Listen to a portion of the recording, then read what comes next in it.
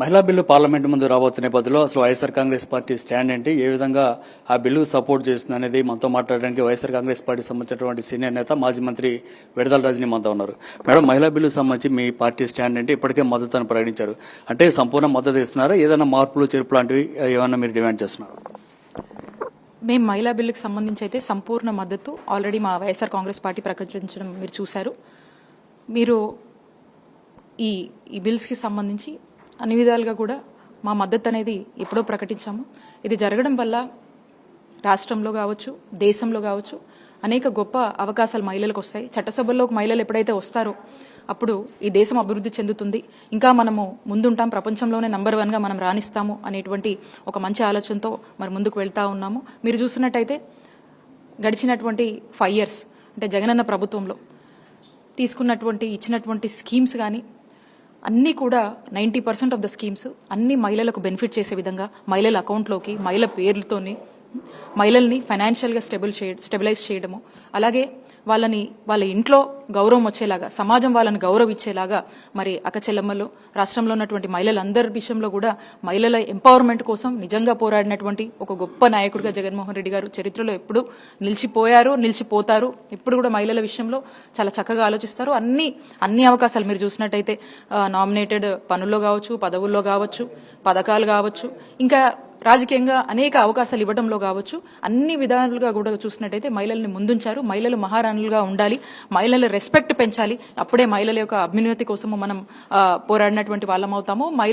మహిళల్ని ఎప్పుడైతే మనం స్ట్రెంథెన్ చేస్తామో ఆ ఫ్యామిలీ బాగుంటుంది, ఆ ఊరు బాగుంటుంది, ఆ రాష్ట్రం బాగుంటుంది, ఆ తర్వాత ఇట్ విల్ కాంట్రిబ్యూట్ దేశం యొక్క స్ట్రెంథనింగ్ కూడా ఇది కాంట్రిబ్యూట్ చేస్తుంది. కాబట్టి ఆ విధంగానే జగన్మోహన్ రెడ్డి గారు బలంగా నమ్మారు, ఆ దిశగానే అడుగులు వేయడం జరుగుతుంది. ముఖ్యంగా మీ పార్టీ సంబంధం చూస్తే మహిళలకు ఏ విధమైన ప్రయారిటీ మీ పార్టీలో కలిగింది? మిగతా పార్టీలతో పోలిస్తే మీ పార్టీలో ఉన్నటువంటి ప్రత్యేకత ఏంటి? డెఫినెట్లీ అండి, మీరు చూస్తే గనక మొన్న జరిగినటువంటి 2019లో అనేక అవకాశాలు మహిళలకు ఇచ్చారు. అనేక చోట్ల నుంచి మహిళలు కంటెస్ట్ చేసేటువంటి అవకాశాలు ఇచ్చారు. అండ్ దాని తర్వాత గవర్నమెంట్ ఫామ్ అయినాక క్యాబినెట్లో తీసుకున్నటువంటి పరిస్థితులు చూస్తుంటే ఒక మహిళకి హోమ్ మినిస్టర్గా ఇచ్చారు, డిప్యూటీ సీఎం ఒక మహిళకి ఇచ్చారు, అలాగే అనేక మంది మహిళల్ని కూడా కన్సిడర్ చేశారు. అలాగే మీరు చూసినట్టయితే క్షేత్ర స్థాయిలోంచి కూడా చూసుకుంటే మున్సిపల్ చైర్మన్లు కావచ్చు, కార్పొరేషన్లు కావచ్చు, జెడ్పీలో కావచ్చు, ఎక్కడ తీసుకున్నా కూడా మహిళలకు అనేక అవకాశాలు ఇచ్చారు, పనులలో ఇచ్చారు.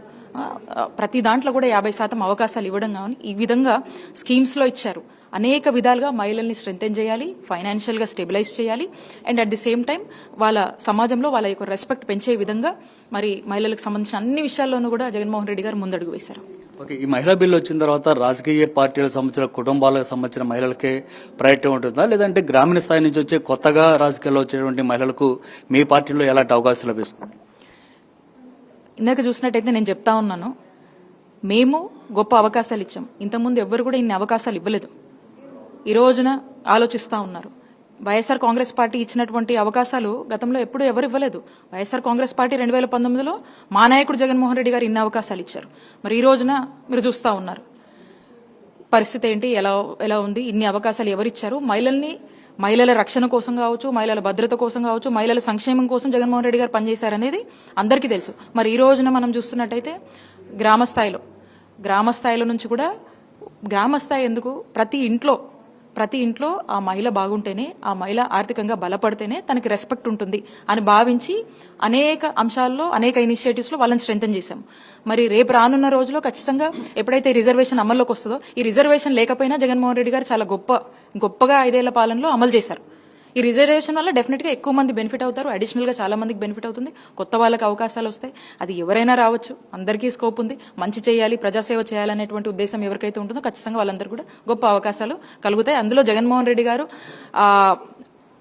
ఆల్రెడీ ఉమెన్కి సంబంధించి, ఉమెన్ ఎంపవర్మెంట్కి సంబంధించి చాలా ఫార్వర్డ్గా స్టెప్స్ ముందుకేశారు. కాబట్టి ఇంకా ఎక్కువ మందికి మా పార్టీలో రిజర్వేషన్తో పాటు ఎక్కువ మందికి, అనేక మందికి భాగమయ్యేటువంటి అవకాశం కూడా పెద్ద ఎత్తున ఉంటుందని చెప్పొచ్చు. అంటే ఈ బిల్లు వచ్చిన తర్వాత ప్రాక్సీ పాలిటిక్స్ ఎక్కువగా పెరిగే అవకాశం ఉంది, మహిళలను అడ్డం పెట్టి పురుషులే రాజకీయాలు చేసే పరిస్థితులు కూడా ఉంటాయి అనేటువంటి ఒక చర్చ బయట జరుగుతుంది. దీన్ని ఎంతవరకు మీరు నమ్ముతారు? అలాంటిదే ఉండదని మీరు భావిస్తున్నారు? అది ఎప్పుడు ఎవరి స్పేస్ వాళ్ళకు ఉంటుంది. దీనివల్ల మహిళలకు కొంత స్పేస్ పెరుగుతుంది, కొంత పర్సెంటేజ్ పెరుగుతుంది. సో కాబట్టి మహిళల్ని ఎంకరేజ్ చేయడం, ఏదైతే మహిళలు ఒక బ్యాక్వర్డ్నెస్ ఉంటుందో, ఏదైతే ఇంకా సోషల్ స్టిగ్మాస్ ఉన్నాయో అన్నిటినీ కూడా మనం ఎంకరేజ్ చేస్తూ, గౌరవిస్తూ ముందు పెడతా ఉన్నాం. ఇంట్లోనే మహిళను ముందు పెట్టినప్పుడు మరి రాజకీయంగా ఇవన్నీ వచ్చాక ముందు పెట్టినప్పుడు ఎవరైనా కూడా గౌరవిస్తారు. అదంతా కూడా మిత్. ఏదో ఇంకా ఎవరో పడనోళ్ళు ఏదో అట్లా మాట్లాడుతూ ఉంటారు. అలా చూడాల్సిన అవసరం లేదు. ఈ ఎక్కువ స్పేస్ వస్తుంది, ఎక్కువ అవకాశం వస్తుంది కాబట్టి అందరూ దీన్ని ఎంకరేజ్ చేయాలని అనుకుంటారు కానీ మరోలా భావించరు. ఇంకా ఎవరో భావిస్తున్నారంటే will leave it to them. Okay, final గా చెప్పండి, మహిళా బిల్లు వల్ల అంటే రాజకీయంగా టికెట్లు ఇవన్నీ లభించడం ఓకే, ఒక సాధారణ గ్రామీణ మహిళకు ఈ మహిళా బిల్లు వల్ల ఎలాంటి ప్రయోజనం చేకూరుతుంది? డెఫినెట్గా అండి, ఇప్పుడు ఈ జరుగుతున్నటువంటి ఈ పరిస్థితులు కావచ్చు, చూస్తున్నటువంటి పరిణామాలు కావచ్చు, ప్రతి ఒక్కరు కూడా అంటే మహిళ ఎలా అనుకుంటుందండి, ఒకవేళ తను అక్కడ ఉన్నా లేకపోయినా మా మహిళలకు ఇంత ప్రాధాన్యత ఉంది, మా మహిళలకు మేము ఏదైనా సాధించగలిగాం అనే ఒక కాన్ఫిడెన్స్ బిల్డ్ అవుతుంది. వాళ్ళ ఆ ప్లేస్లో ఉన్నా లేకపోయినా మాదే కదా, మాకు ఇన్ని అవకాశాలు ఉన్నాయి కదా, మాకు ఈ విధమైనటువంటి రిజర్వేషన్ ఉందనే తనలో ఒక మెంటల్ కాన్ఫిడెన్స్, అలాగే మేము ఏదైనా సాధించగలిగాం, మాకు అనేది ఒక స్ట్రెంగ్త్ అనేది క్రియేట్ అవుతుంది అనేటువంటి భావనలో ఉంటారు కానీ ఇంకోలాగా అనుకోరు. కాబట్టి ఒక కాన్ఫిడెన్స్ బిల్డ్ అవుతుంది. ఖచ్చితంగా అది ఎవరు ఏ స్పేర్స్లో ఏ విధంగా వాళ్ళ దీన్ని బట్టి ఉంటుంది. సో ఖచ్చితంగా పొలిటికల్గా ఒక మంచి అవకాశం ఉంటుంది, అనేక మందికి సేవ చేసే అవకాశం ఉంటుంది. ఎన్నో మంచి చట్టసభల్లో వీళ్ళు కూర్చున్నప్పుడు అనేక పాలసీస్ డిజైన్ చేయవచ్చు, అనేక అంశాలు తేవచ్చు, అనేక ఐడియాస్ని కూడా ఇంప్లిమెంట్ చేసే అవకాశం ఉంటుంది. కాబట్టి ఇది దేశానికి, రాష్ట్రానికి, ప్రపంచానికి ఒక మంచి కాంట్రిబ్యూషన్ అనేది దీని ద్వారా ఉండబోతుంది. సో ఇది పరిస్థితి. మహిళా బిల్ ద్వారా ఒక రాజకీయంగా కాదు, గ్రామీణ స్థాయిలో ఉన్నటువంటి మహిళలు కూడా ఎంతో మేలు చేకూరుతుంది అనేది విడతల రజని చెప్తారన్నమాట. అట్లాగే ఇప్పటికే వైఎస్ఆర్ కాంగ్రెస్ పార్టీ మహిళా బిల్లుకు సంపూర్ణ మద్దతు ప్రకటించినటువంటి పరిస్థితిని కూడా ఆమె గుర్తు చేస్తూ ఖచ్చితంగా మహిళా బిల్లు రావడం అనేది నిజంగా అందరికీ ఒక గొప్ప విషయంగానే పరిగణించాలని కూడా ఆమె చెప్తున్నారు. కెమెరా పర్సన్ దాసుతో రవీంద్ర రెడ్డి, సాక్షి టీవీ.